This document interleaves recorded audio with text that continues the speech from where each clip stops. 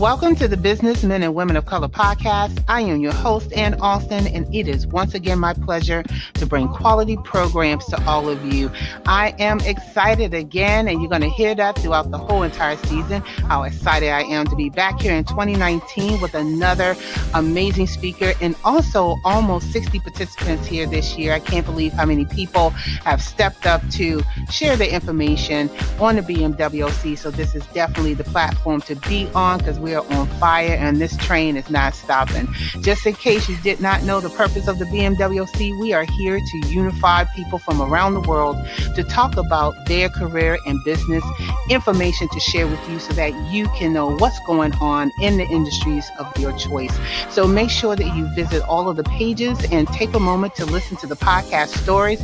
If you haven't got a chance, just make sure you go to bmwcpodcast.com and check out the past year's participants. We have 3 years. This is our 4th season. And I want to make sure that you also vote, like, and share this information with others so that they can vote for their favorites. We have 7 awards that we are doing this year for our participants. So make sure you like, share, and vote for your favorite to keep them in the running. Now, before we get into our podcast interview today, we would like to take a moment to thank our corporate sponsors who are My Financial Home, Evangelism Radio, JNF Enterprises, Sears Consulting, Autism Families Rock, Awakening to Love, Eli Natoli, Kimberly McLemore, True Synergy, and Platinum Financial Services, along with our other BMWC participants who are helping to make this season a huge success. So today, as we talked about earlier, we have another amazing participant here who is doing something different out there in the industry, and I'm loving to talk to him right now. Please welcome to the podcast, Duane Mangum. He is the president and CEO of Blending to Make It, LLC, and he's also a blended family workshop facilitator. He provides workshops that offer those that are part of the blended family system to help them get tools and equip them for a practical, therapeutic, and spiritual perspective, which will assist them in navigating through some of the complex challenges often faced of being in a blended family. Dr. D, as he likes to be called, is also a 27-year retired Air Force veteran, and he is also a retired federal government civilian employee. In addition to that, he has an associate's degree in applied science with a concentration in education and training management from the Community College of Air Force, as well as a bachelor's and master's degree in business administration from Cornell University. And on top of that, to make him a doctor, he has a doctor of psychology degree from the Christian Counseling from Trinity College of the Bible and Trinity Theological Seminary. So as you guys continue to read on his bio, let's welcome to the podcast, Dr. D. But first, start off by introducing yourself and where you're from and what was your interest when you grew up? Well, my name is Dr. Duane E. Mangum. I go by Dr. D. I'm originally from Alexandria, Virginia. I am alumnus of T.C. Williams High School, so if you need to connect that, that's remembering the Titans that Denzel Washington played as Coach Boone, who I knew personally, and also knew Coach Yost personally because they were my physical education teachers, and they wanted to get me to play football, but I decided to play basketball because during that time when I was growing up, I was about 6'4", 155 pounds, so I was kind of thin, so I had a brother that played football, but I said one Mangum is enough. Now my name is pronounced Mangum, like man chewing gum. But I get this all the time. I get this all the time. That's okay. No worries. I get this all the time. I've been dealing with this my whole life. But I tell people, if you're gonna call me Magnum, I need the house in Hawaii. I need the Ferrari. And I need the helicopter. So if you call me Magnum, I need to get those. The Magnum PI show. That used to be my favorite. Oh my God. Yeah. So if you're gonna drop that off, if you're gonna change my name and transpose the N versus the G, because that's what happens. They go MAGNUM. Once you look at it, it's until you talk to me. But no, I'm really excited. I guess my interest in growing up was a couple things. Because I played sports, one of the goals or dreams I had was playing sports professionally, specifically basketball. But that didn't turn out. So I went to college and I went to the military, and I played basketball all those years. But I didn't get the break that I thought I should have gotten because things was twisting on me, not in a bad way, but a positive way. And I got called into the ministry at really 12 years old. So I started doing stuff with youth ministries, and so that kind of kept me focused on trying to do that. Even when I tried to play professional basketball, I played semi-pro, but I got hurt. So that was my cue to pivot away from that and to go into that. But you asked a really awesome question about why do I do blended families, or why is my business name Blending to Make It LLC. I have been in the blended family ever since I was 10 years old. Step family, which was noted back then when we were coming up. They didn't talk about blended families probably until we got to the 21st century. But I grew up in a blended family. My mom, unfortunately, my mom got a divorce from my dad, and she remarried. And so we had a stepdad, and we had step siblings. And so I didn't realize and that I was going to really focus on that until I start growing through that process. I got in, after basically almost after college, I met a young lady, and she had 2 children. I didn't have any children. And so basically that was my second time experiencing a blended family, probably in 1982, and then jumped to 2004. Unfortunately, that relationship ended through divorce, and I remarried into another blended family. My wife I have now, she had a son from a previous marriage. And so I ended up doing this thing really unconsciously because I started running into people that were struggling with trying to just navigate through having a new mom or a new dad, because that's what happens in the blended family. You remarry someone, sometimes they have children, sometimes they don't. But what happens is, because it's such a big transition, and because there's so many dynamics going on, the loss of, your friends, the loss of, your mom or dad, because most of the times the kids, if they're custodial kids based on the law, they live with their new parents, which they call, the step parents are now called bonus parents, and the biological parents are the blood parents. And the blended family really is formulated from relationship, not blood. And so it can come in various forms. I tell people blended families are often formed from a loss, because maybe there's a divorce, which people tell me that's a loss.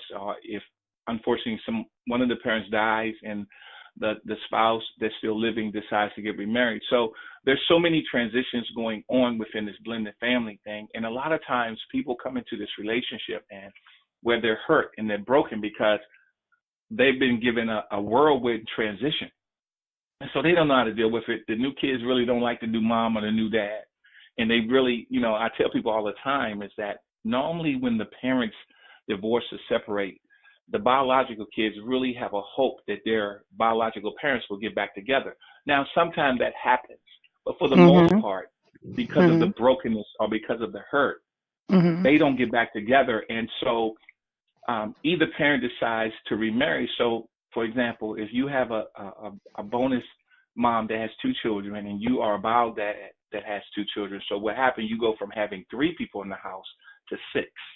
So it changes the whole culture of your family. And so the blended family, it changes the whole culture, and I often tell people that you need to have navigational tools to deal with this new family system, to understand that the kids are not the primary, that they shouldn't be the primary blame of this new family system. It's because of the adults. And so I often tell adults that you need to get counseling for yourself as well as for your children, because a lot of times children suffer in silence, and adults do too, but they really didn't want this, if you will, this family configuration to really take place. Because they really still love their parents, and they should still love them, but now you have this big gap. You got have all a these big new gap. people. Yeah. So let me stop you right there, because you shared so much information in the first few minutes. Okay. And I want to go a little backwards, because there was a whole lot of points that you put out there that I want to kind of bring Sure, even that's fine. further to like, okay, so the first thing is I'm glad that you explained the terminology of a blended family, because I think that this is a term that people are just starting to use. And Yeah, there's so many different interpretations of what exactly a blended family really is.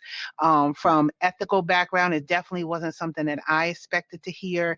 And just the kind of way, the way that you explained it, and how you broke it down in terms of how people can be considered a blended family, was very interesting to me. And I want people to actually hear this perception of it, because sure. there is so many different interpretations. When you say blended family, you thinking, interracial couples having, Yeah, blended families, or step kids and all this kind of stuff. But I think by just putting it out there in the universe and just letting yes. people hear that side of it is definitely helpful. And then the other thing that I found fascinating is when you use the term bonus family or bonus mom or bonus dad, because they have two dads or three dads, depending on the situation of the family. When did this terminology come up, as far as like a bonus family? I think in the last, I want to say in the last, I would say in the last 3 to 4 years, because of what happened, they wanted to change the labeling. Because when you think about step, you think about steps means that you're being stepped on, you know. And so they wanted to change how the perception was as being a step kid, a stepson, a stepdaughter, or a stepmom. And I think when you get into the bonus aspect, they wanted to give it a more positive twist, if you will. And so, and we both know that bonus means that there's an asset. If you're working on a job and you work with a job where you can get a bonus, you get more money if you meet the criteria for that particular bonus. And so they wanted to kind of change the perception and change how the blended family interacted with one another versus being a stepbrother or stepsister or a stepmom or a stepdad. So that's where that terminology began to spring up in the universe.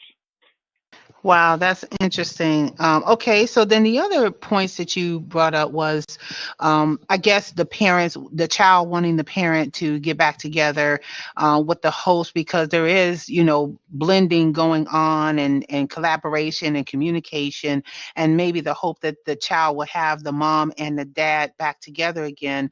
I think that that's normal for any child, but what is different with kids in this particular situation when it is a blended family with so much going on in between?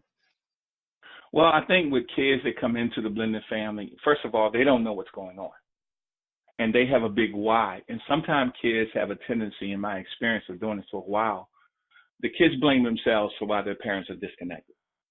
And then we kind of thrust kids into a new family situation because we as adults said, and this is what we say in our community, whether it's an Afro American community or communities outside us, that I'm the adult. And so the kids should do what I say and they should accept my new husband or my new wife without giving, I think at a certain age, you should give your children an opportunity to have a voice, to express how they feel respectfully and appropriately because they are going through too. They're really struggling with the whole new dynamic, the whole new idea of being in the blended family, where the thing is they don't know this person.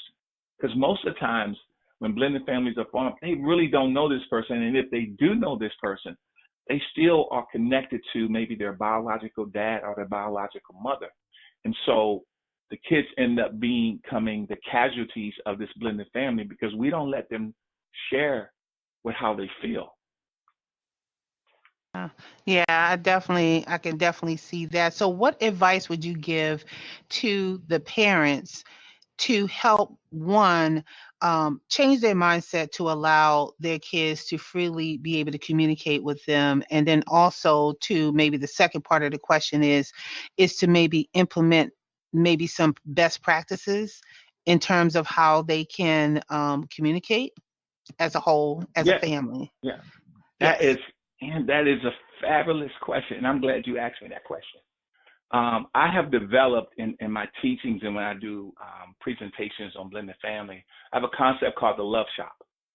And the love shop is simply a gathering of all the family members in the house, the children and the adults, once a week. And what we do with this love shop, we have the kids come in and communicate appropriately and respectfully, and we make it a fun night. On the first night, and you can do it in increments. You can do it 1 week or 2 weeks. That everybody's together for an hour or so, and they get a chance to share how they feel. Try to do it as positively as you can, and try to do it in an uplifting and a really healthy manner. And so, with this love shop, everything begins with love, and everything will end with love. Whether the kids love their parents or not, we ask the kids to get a quote about love and family, and get a quote about Mm-hmm. appreciating one another, even though they don't Mm-hmm. know right now that they're appreciating. And so when I said make fun, so what happened for the first time with the love shop, you allow the kids to order the food. You order out. You don't have nobody cook. You allow the kids, if they want pizza, if they want chicken wings, whatever their taste is, you allow the kids. And then after you have that, maybe that half an hour or 40 minutes, just a conversation piece, then you end that evening on a game night. And so allow the kids to pick the games that they love, and you go around the room. So if kid A picked the game that week, kid B will pick the game the next week when the children are up. And then the second week, allow the parents to have an opportunity to pick the menu and to pick the game. And so you do this in a rotating position to where what you're doing, you're teaching the kids, or you're implementing where the kids can have a communication. Because communication, as we know statistically, communication is 55% nonverbal, 38% tone, and 7% actual words spoken. But a Mm-hmm. lot of kids in the blended family, and they just Mm-hmm. really want to have opportunity to talk where they don't feel that they're going to get punished. And that's one of the Yeah. criteria when you have this love shop, that Mm-hmm. there is no reprisal or no punishment if they say something that, that may be Mm-hmm. off the scale, but you allow them to have that, because what you want to do is build the trust that they can communicate. And so you Mm-hmm. start small. You start communicating small, and then you start building trust that they're not going to get punished for what they're saying. As long as you set the rules, say what you have to say. You can share your heart, but be respectful and appropriate. And if you don't like your bonus mom or your bonus dad, share why you don't like them. You know, and so what you do, you make the adults aware of some things. Number one, what they have to work on. Number two, now the kids understand when the adults make a response or feedback, they understand what they have to work on. Because what you want to build out of this love shop is a team concept. That, yeah, maybe we don't like being in the blended family right now, but let's work on the things we need to work on. Let's have a positive input on everything that we say, even when we're not feeling good. And then another thing with the love shop, we have the kids to write down at least 3 words that they can say about their new brother or sister that's positive. And so what you do, you're creating a mindset, and you're creating this heart, so the kids can start talking positively and start Mm-hmm. talking healthily Wow. about their new family. Yeah. Yeah, wow. Okay, first of all, thank you for Sure. sharing that very detailed. I think if anything, people really should rewind this recording, especially if you're in a blended family or even just a regular family, because even regular family need this kind of communication about why they don't like a certain person in their family, knowing that, Yeah. there need to be love all around. And I really believe that what you talked about just now is something simple. It doesn't cost any money to do other than just, it don't even have Exactly. to add pieces, but just if you just kind of just put it in place and just do it. I think one of the things that I love to do with my kids as they were growing up is I used to call it life learned lessons, which is Okay. that I would share a piece of my history when I was young so they can understand that I was a kid too, that I was a kid, Yes. that I made mistakes, I did stupid stuff, and they get to know me as not just their mom, but as just, Ann Alston. Who is Anissa Ann Alston, as an Yeah. individual before I became their mom. So before I actually reprimand them for something that bad that they did, right? I actually will give them what I call life learned lessons. We'll just have a casual conversation. I'll let them talk to me, not so much too much as a friend, but just allow them to talk to me because I still need to have that respect of a parent and a child being there. But then I would share a piece of me with them. And what that did for me was that it allowed them to open up to me more, to trust, to talk to me more, that, the love was and the closeness of my sons are there. And we have what we call a house of peace, because that house of peace, they can be themselves and they're not judged for anything that they do. And even if they made a mistake, we know they made a mistake, but we don't, exemplify that, make it big. We don't Exactly. astabate the problem, and it just creates more trust there. So my question now to you is, since you've been doing this practice, what has been the impact, and how many families were you able to help using the methods that you used? Wow, that's another good question. And well, the impact has been is that the bio kids and the bonus kids are talking to each other more. They really concerned about each other more, and they got a chance to talk to each other outside a restricted arena. And then the parents, and one of the things I didn't add, but one of the things the parents get a chance to be a little transparent about themselves, as children. And you hit it on the head when you said that. So the feedback has been overwhelming. We've done conferences and teachings in Philadelphia and different places, and we get emails and texts of what we talked about, this love shop, and they really thanking us because they never looked at it from that perspective, because most of the parents had parents that raised them up where children should be seen and not heard. That was the concept 30, 40 years ago. But they have gotten excited about their kids talking to one another, the kids talking to them and sharing things, because kids really want to be loved. They really want to know that you value them. And so the love shop creates another avenue for them, for their value and their worth to be uplifted, And so the feedback has been overwhelming. Families have touched base with my wife and I and said, not just my book, Blending to Make It, Ingredients for a Successful Blended Family. And Yeah, she I was said, going to ask you about your book. You definitely wrote a uh, book about that, and we don't want to forget about yeah, talking about that book too. no, we don't want, okay. But what happens is that these people are saying, Dr. Mangum, you really made it really practical. You gave us some definitive steps, and you asked us to be consistent. So one of the things kids need more than anything in our life is they need to see consistency, you know. And so they have changed, they turned the corner. One of the words I use a lot is they pivot from the craziness. They pivot from not wanting to really care about one another. And I often tell people, most psychologists say that a blended family normally takes 3 to 6 years for it to feel like a normal family if all the parts are in place and we are willing to, just come together and to be a part of a family, and not listen to the noise, and set clear-cut boundaries so that our kids can be healthy emotionally, mentally, and even spiritually by us allowing them to enjoy the show. So a lot of people are saying that this concept, and they changed the name of the concept, which is cool. I don't have a problem with you changing the name of the concept. You don't have to call it a love shop. But the bottom line is that they have risen from where they were mentally and emotionally and even spiritually because of this concept. Okay. Yeah, and definitely for sure. And consistency for me is the key word.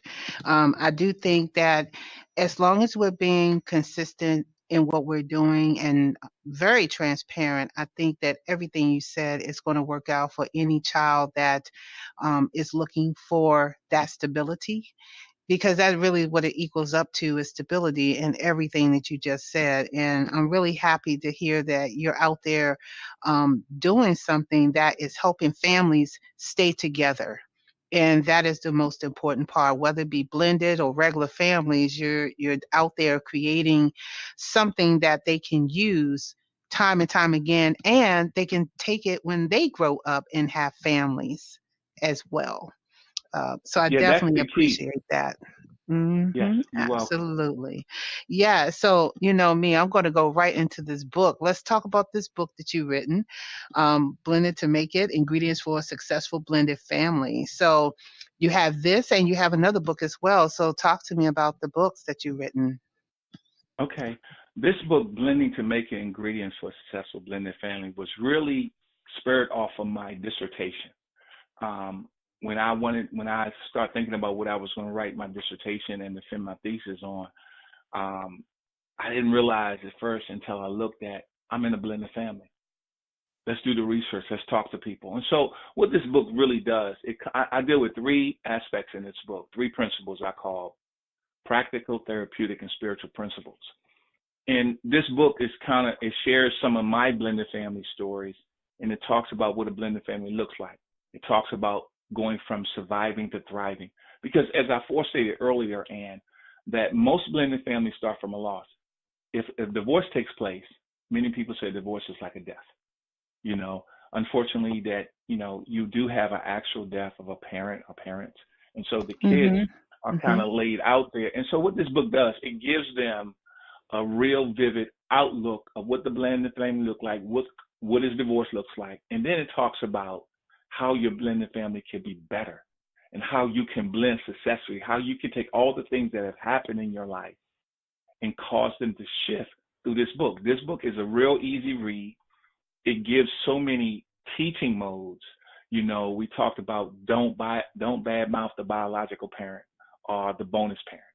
We talk about don't play favorites.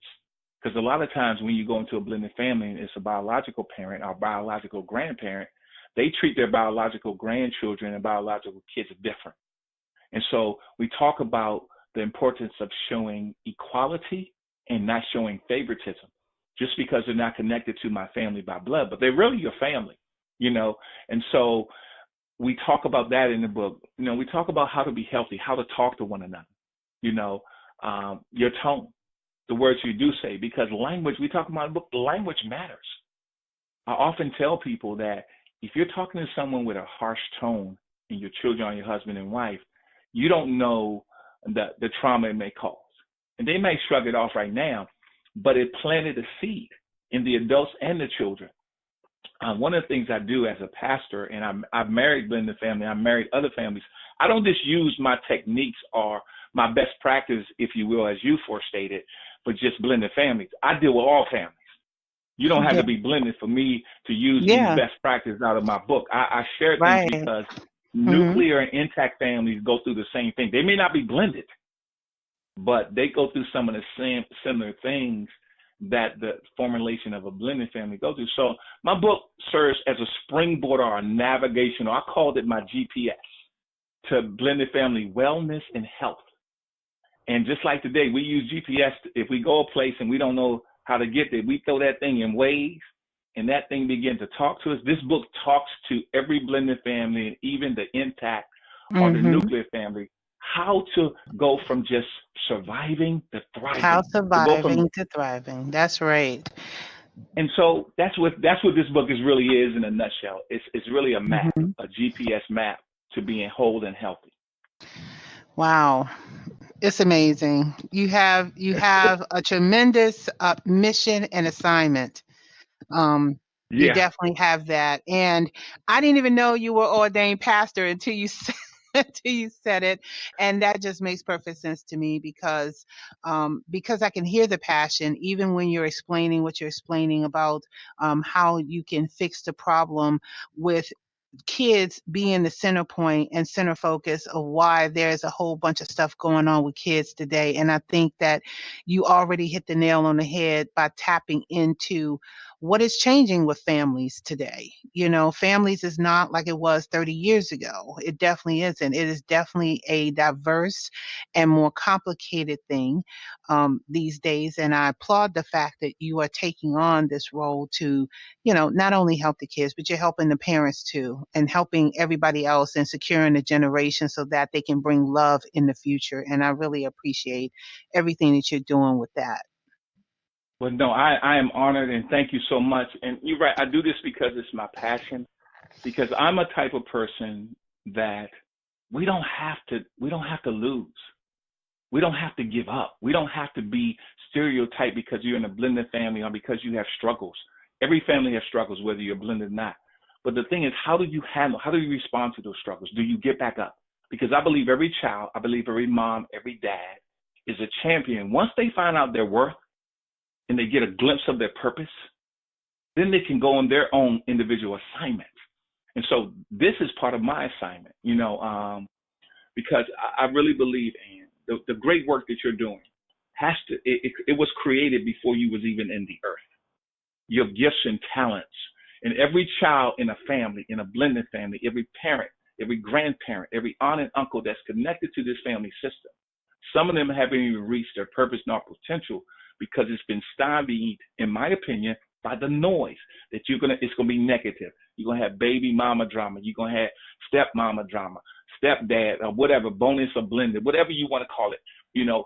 And the reality is causing a shift in your mind and then start living it out. And yes, it's gonna take some time. I like what the Philadelphia 76ers often say, because I'm a sports enthusiast as well. When they were trying to build their team, they said, trust the process. You got to trust the process. If you do the process correctly, the process will yield tremendous benefits. In my books that I write, you know, I wrote another book, and I like to segue in that unless you want to ask me another question. No, go right into it. I'm ready. Okay. This book is entitled From the Incubator to the Kingdom, the story of a young man's journey to fulfill his God-given purpose. This book is basically my memoir. And I'm a twin. I have a twin brother. And we were born, I'm giving my age. I hope people don't say, man, that old guy. But anyway. You okay? You know what? Go ahead. I'm good. No, listen, you good. You good. Listen, you twin.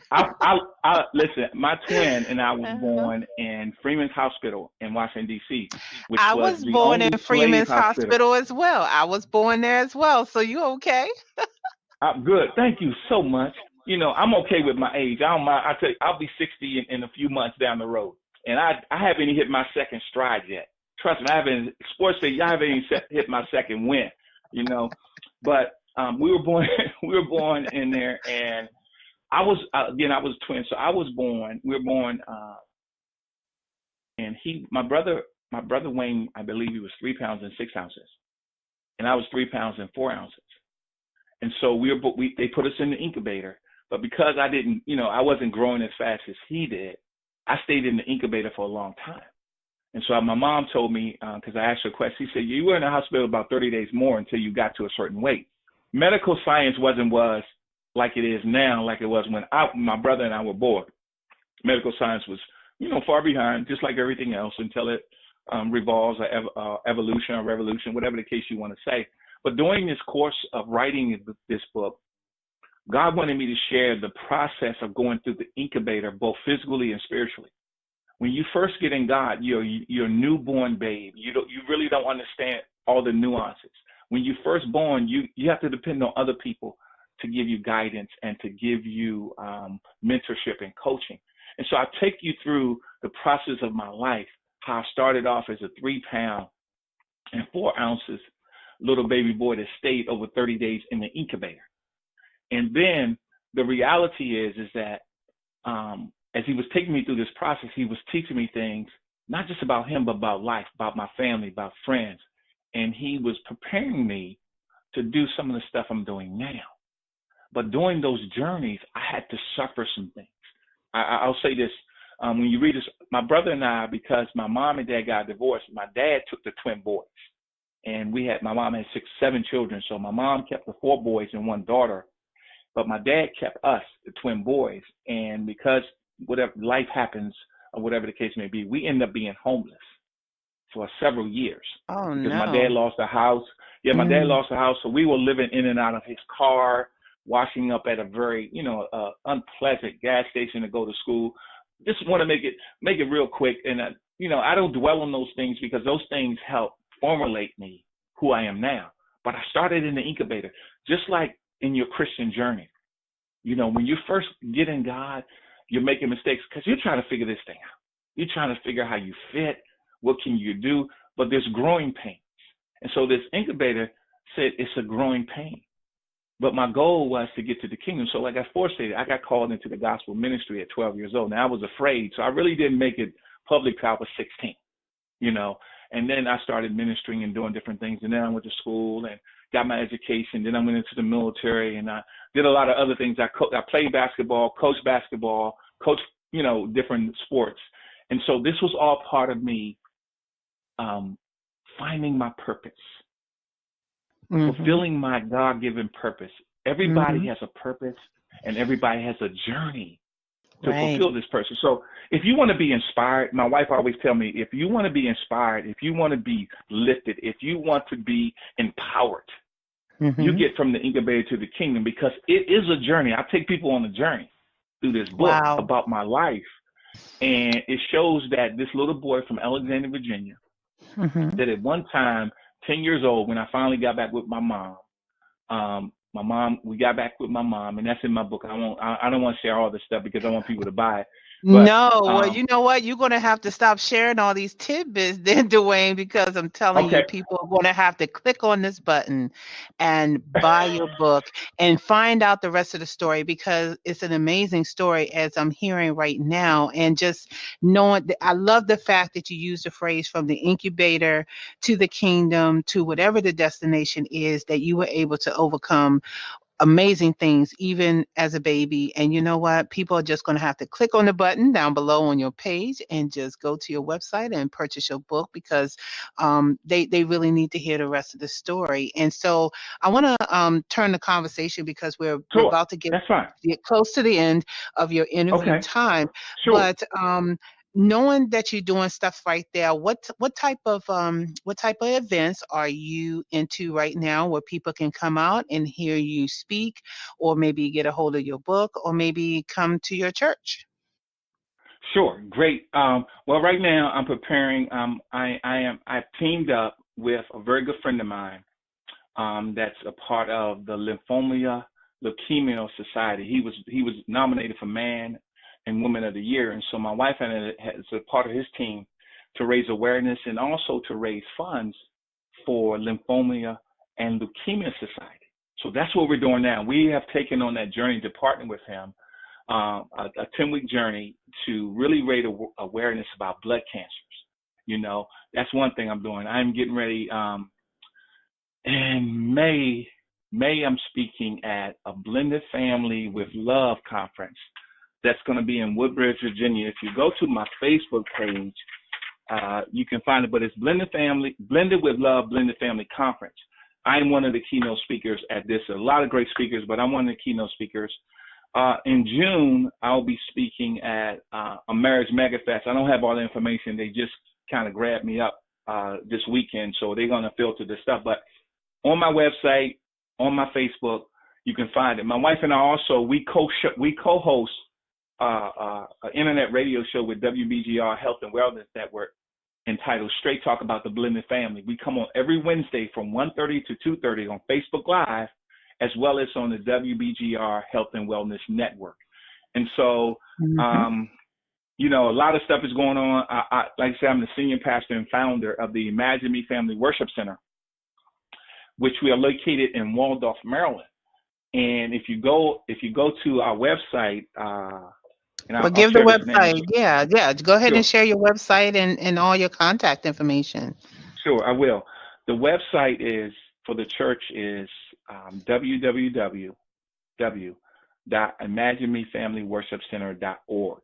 Again, it's www.imaginemefamilyworshipcenter.org. And we worship on every Saturday. We are non-denominational, independent, Christ-centered, Bible-believing ministry. Every Monday evening, we have a conference word study where what we do is that either myself teach or my assistant teach for 30 minutes. We teach the word and we have prayer. And then we talk about people having praise reports. So we got people chiming in all over the place, just wanting to be encouraged, wanting to be equipped, and wanting to be empowered. My personal website is Dr. Duane Mangum.com, DRDuaneMangum.com. I'm on Facebook, Facebook at Dr. Duane Mangum.com. I'm on Twitter at Blend1. I'm on LinkedIn at Dr. Duane Mangum. I am on Instagram as Blending to Make It Too. And I have an email. If people want to reach me through email, they can reach me at drblend1, DRBLEND1 at gmail.com. They can reach out to me, or if they Mhm. want to get me to come and speak, they can reach out to my wife. Mhm. Her email address is simply peachymm at gmail.com. Let me spell that. SIMPLYTEACHYMM, like Michael, at Mm-hmm. gmail.com. We will come to your conference. We will come to your church, just to share these valuable principles, because we believe that we need to be out in the community. We need to be out in the field. We need to be out sharing. I love my church. I love being in the church for a certain reason. I am one of those pastors that believe the real work is outside the ministry, outside the four walls. And we're new. We just started. We just laid the groundwork for this ministry I was pregnant by God in 2008, and we didn't launch it till last year. So just waiting on the right timing, and now the timing is right. We love people, and we love seeing people be better. We want to be a part of that conduit system that people are better, regardless of where you fail, what type of life you're dealing with. And I often tell people that true love will exemplify itself like never before. And we all come from something. Mm-hmm. We all come from changes and challenges and missteps and mess ups. So anyway, that's it. So thank you so much for sharing all of this information, and I am so excited about learning more about your events. Make sure that you give me some of these events so I can put it down here, and also his wife's email and all the contact information for all the events will be here on his page, so that you can click on it and make sure that you sign up for all of his activities, his praise worship sessions, and anything that you find valuable and relevant in your life that can help you and your family for sure. And so, Dr. D, I would like to ask you one final question, which is, Sure. What do you need personally and professionally to keep doing what you're doing? Personally, I'm gonna be honest with you. People need to know about me, and I'm gonna be honest. I need people's prayers. I think professionally, I just need people to understand how valuable they are, and that I'm one of the persons that have been given this assignment. And I believe this humbly, that I will be the one that can help you see yourself at a better place. And so, again, I need people to believe in themselves, number one. Number two, to try me out, bring me in, and let me come and share what I have. That's what I need professionally. Awesome. Awesome. So everyone, please again, check out all the stuff that's going on. You just never know what type of information that you're going to be getting here at the podcast. And obviously, Dr. D has the answer. Okay. He has the answer, not just for your family, but he also has it spiritually as well. And I want to encourage everybody to get the answer, because a lot of times we don't know what we don't know. But here on the BMWC, we make it our business for you to know. So make sure that you like, share, and vote for this interview right here, and share with others and tell people about it. And also make sure that you connect with Dr. D, not just listen to the podcast, but connect with him so that he can come out and bring some of this knowledge to you, as well as anyone else on the podcast platform. So with that, Dr. D, I would like to thank you for being on the podcast and being very intimate with your background and all your passion around blended families and everything else. I think it's definitely extraordinary what you do, and I want to encourage you to keep doing what you're doing. Thank you very much. I was honored to be on this amazing podcast. Thank you.